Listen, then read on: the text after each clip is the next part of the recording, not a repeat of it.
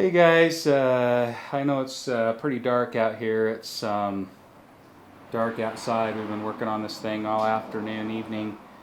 Hey, it got to be too difficult to try to film and really concentrate on what we were doing with this motor and not missing pieces and taking measurements and all those things that we need to do to make sure that it's accurate and well done and not screwed up anywhere. So sorry, I didn't film much with it. It's just too tough.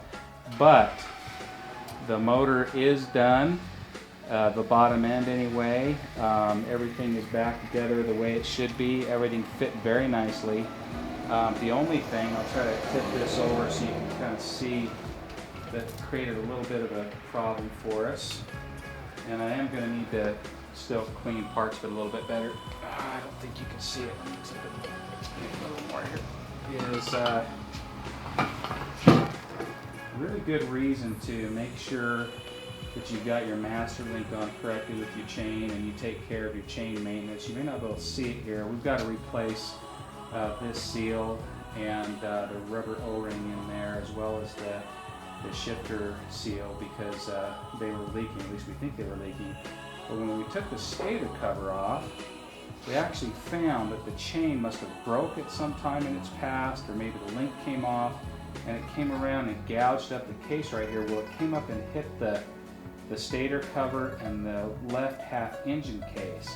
And when it did that, it damaged and swelled up the gasket mounting surface, so it was leaking oil through here. So what I had to do, because that's the left side of the case, a pretty important piece, they come as a match set, so it wasn't like I could just, I had to be very, very careful and take a jeweler's file. You can barely see it, that's a jeweler's file, super, super fine.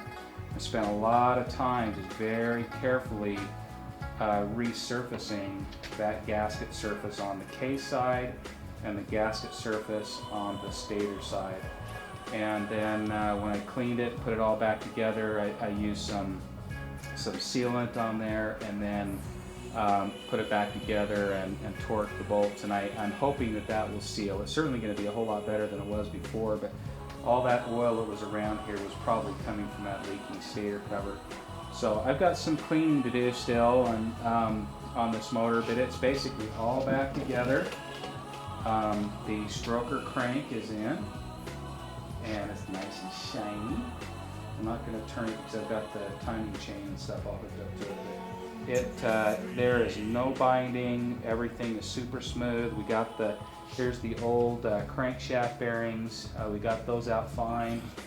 We froze the new crank bearings and we heated up the case. And when we put the new ones in, they just had a slight bit of resistance and just dropped right in with one tap. It was beautiful. Everything fit beautifully. There was no binding, no fighting anything. It just all went together really sweet. So we're going to be waiting now for the head to be done, and we're probably going to have to modify the Athena piston to drop the compression ratio a little bit, and then we'll put it back together. Oh, while I have you here, I have to look on my phone because I wrote this down. So one of the things about this kit that we're having to figure out here is the stock compression ratio on a WR250R is 11.8 to 1. So the stock piston, which is right there, is 11.8 to 1. When you add the Athena kit takes it up to 12.7 to 1.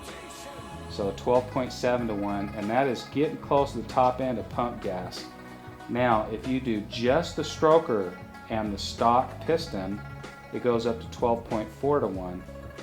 But if you use the Athena big bore kit and you combine that with the stroker, you're up to 14.1 to 1 compression. That's way too high to be down at sea level on pump gas. So we're going to have to get that down to 12, maybe 12 and a half, something like that.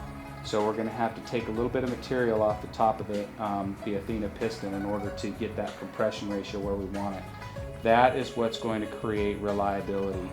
We got new crank bearings. We checked the other bearings in there. Everything felt pretty good. The transmission gears were beautiful.